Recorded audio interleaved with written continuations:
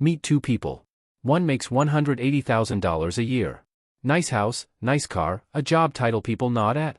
And she feels broke. Like, actually broke, checking her account before she buys coffee, broke. The other one makes $58,000.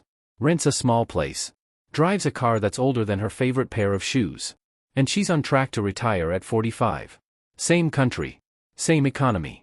Wildly different outcomes. So what's going on here? It's not luck. It's not a trust fund. It's not some secret stock tip. There's one number that decides which of these two paths you end up on, and it has almost nothing to do with your salary.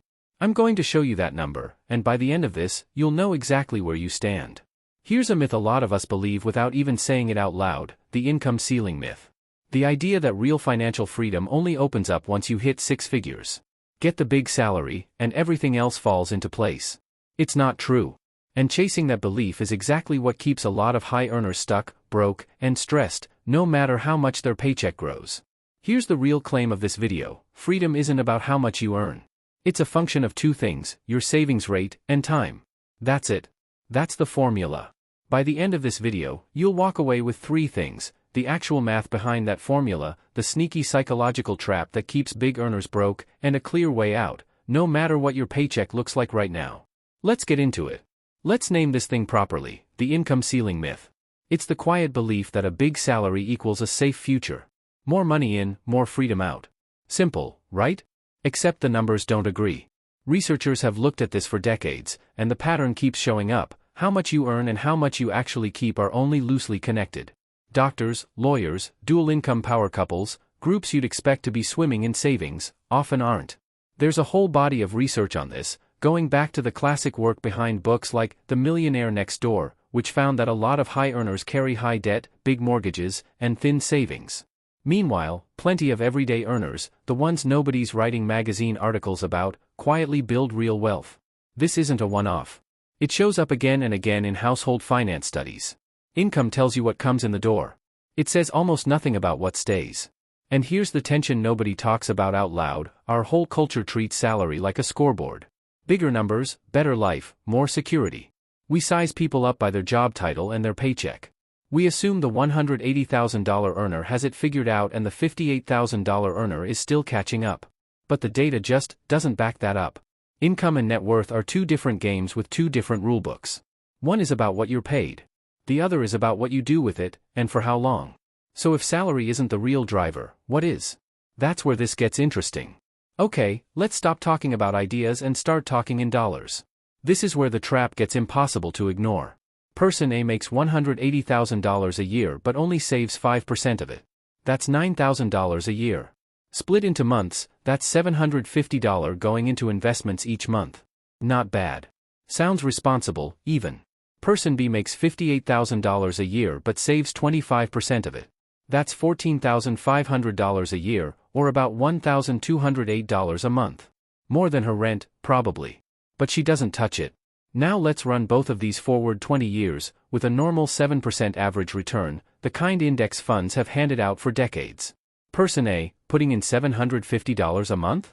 After 20 years, she's sitting on around $390,000. Person B, putting in $1,208 a month? After 20 years, she's sitting on around $629,000. Read that again. The person making $58,000 ends up with over $200,000 more than the person making $180,000. Same 20 years. Same market. Same tools. Different outcome, and it's not close. Now let's talk about time to freedom, because this is the part that really stings.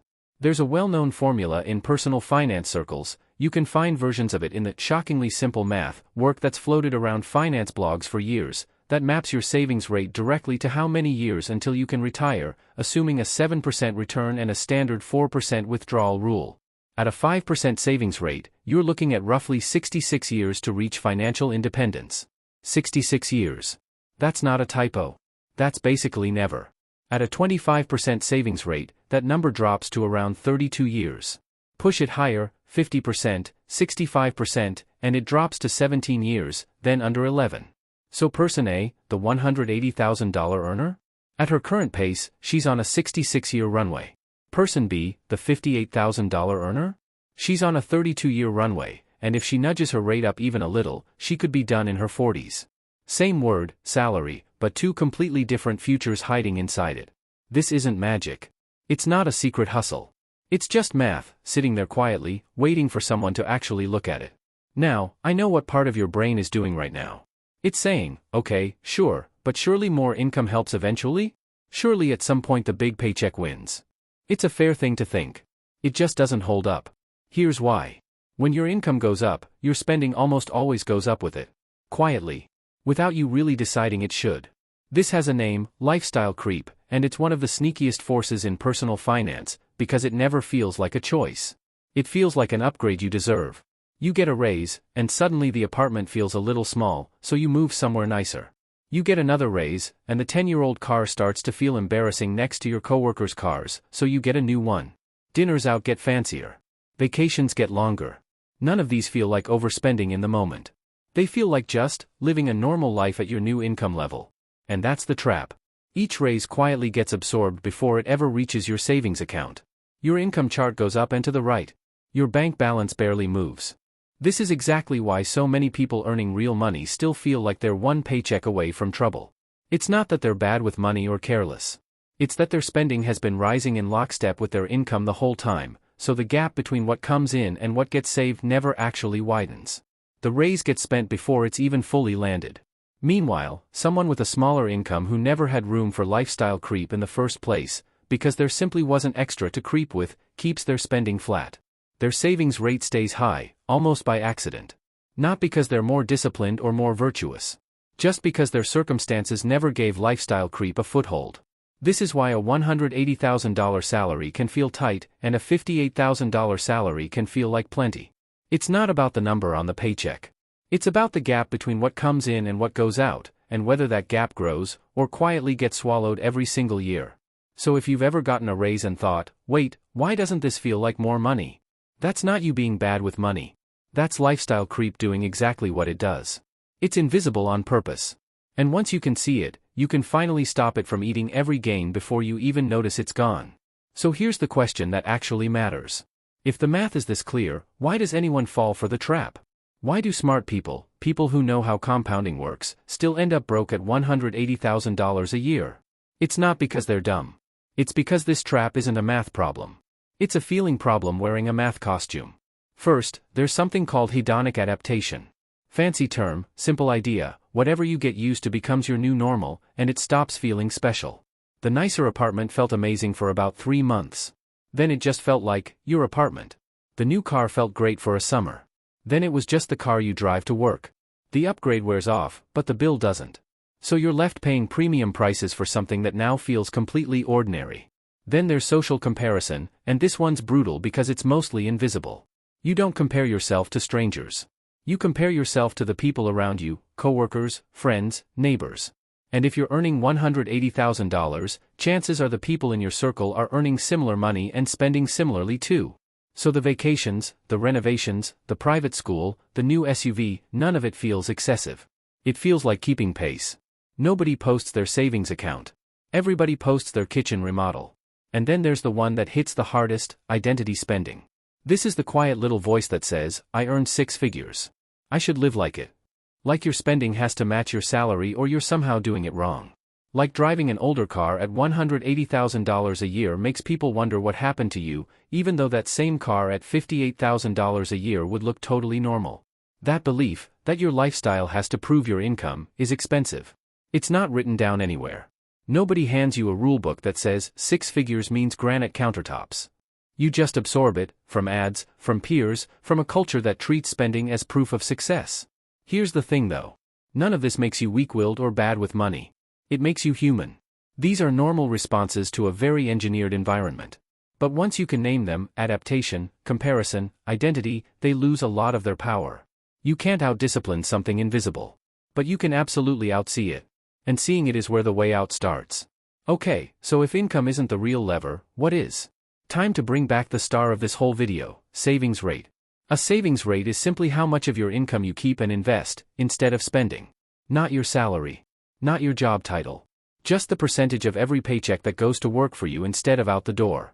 And here's why this one number matters more than almost anything else in personal finance. It doesn't just affect how much money you build. It directly controls how many years you have to work before you're free. There's a well-known formula for this, and once you see the table, you can't unsee it. At a 5% savings rate, you're looking at about 66 years to financial independence. At 10%, it drops to about 51 years. At 15%, about 43 years. At 20%, about 37 years. At 25%, about 32 years. At 35%, about 25 years. At 50%, about 17 years. At 65%, about 11 years. Look at that jump. Going from 5% to 25% savings doesn't just help a little. It cuts your working life by more than half. Going from 25% to 50% cuts it again, almost in half once more. This isn't a straight line. It curves hard, and it curves in your favor the more you save. This is the whole trap, laid out in one table. Person A, saving 5% of her $180,000 salary, is on a 66-year path. Person B, saving 25% of her $58,000 salary, is on a 32-year path. The income didn't decide the outcome. The percentage did. And here's the part that should feel like relief, not pressure. This means the lever is in your hands, right now, no matter what your paycheck says. You don't need a promotion to change your timeline. You don't need to wait for the someday salary. You need to change the percentage. Moving from 10% to 15% might sound small. On paper, it's 8 years off your working life. Moving from 15% to 20%? Another 6 years, gone. These aren't tiny tweaks. They're the biggest, fastest moves most people can make in their entire financial life, and most people have no idea they're sitting right there, unused. Income is the thing everyone talks about at parties. Savings rate is the thing that actually decides when the party's over and your real life begins. Let me tell you about a guy who made this whole thing real for me. His name is Mr. Money Mustache. Yeah, that's really the name he goes by online, and his story is basically a live demo of everything we just talked about. He and his wife worked regular jobs. Not doctor money. Not tech CEO money. Just solid, ordinary engineering salaries, the kind a lot of people would call comfortable, but nothing special. They weren't chasing huge raises. They weren't climbing some corporate ladder to a 6-figure title. Instead, they did something much less exciting on the surface. They kept their spending low and their savings rate high. Really high. We're talking 50%, sometimes more, of what they brought home. They didn't live in a shack, either. They just made quiet, boring choices most people skip past. They biked instead of driving when they could.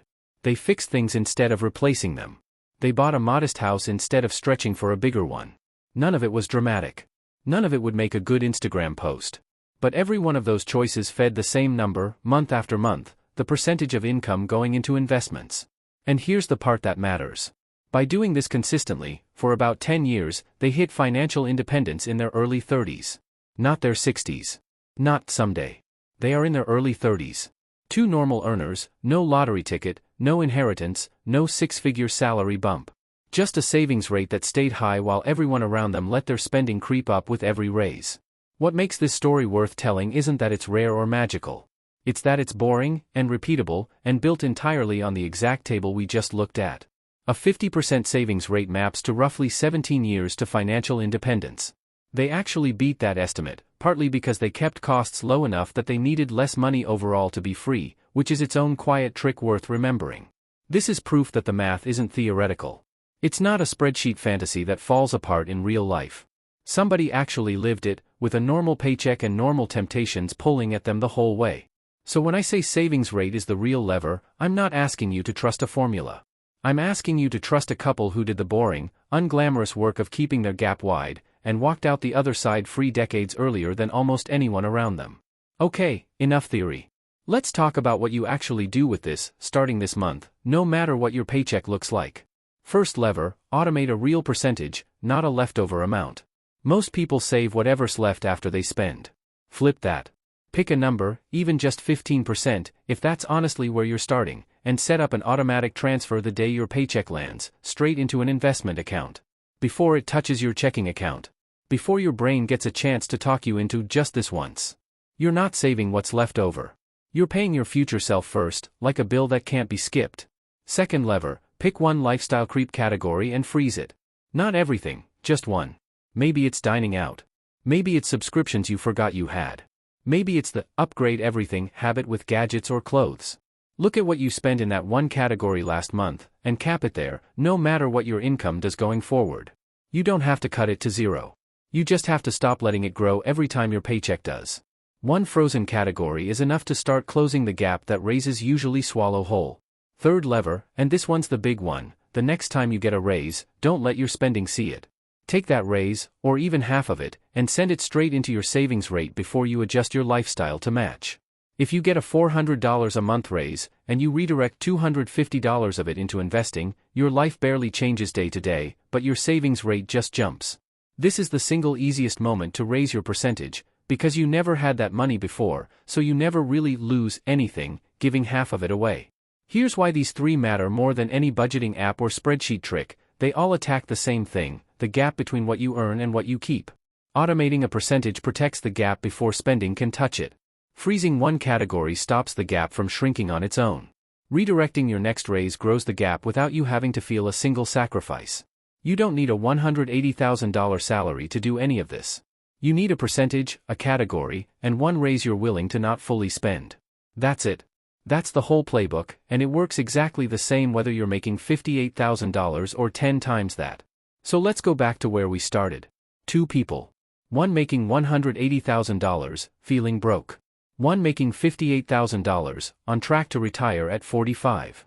For the whole video, that probably felt like a paradox. It isn't one, not really. It just looks like one if you're staring at the wrong number. The $180,000 earner was never behind because of her salary. She was behind because only 5% of that salary was actually working for her. The $58,000 earner was never ahead because of some secret income source. She was ahead because 25% of every paycheck went straight to building her freedom, month after month, quietly, before lifestyle creep ever got a hand on it. The six figures were never the gate. They never held the key to anything. The real number, the one nobody puts on a business card or brags about at dinner, was sitting underneath the whole time, savings rate. That's the invisible number. That's what actually decides how many years of your life you spend trading time for money, and how many years you get back. So here's the challenge, and it's a simple one. Don't wait for a raise to fix this.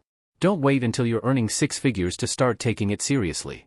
Go look at your last month of spending, right now, today if you can, and work out what percentage of your income you actually kept and invested.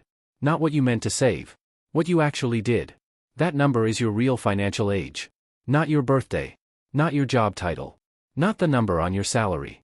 Someone earning $58,000 at a 25% savings rate is financially younger, in the way that actually matters, than someone earning $180,000 at 5%. That's not a motivational quote. That's just the math we walked through together. You don't need permission to raise that percentage. You don't need a promotion.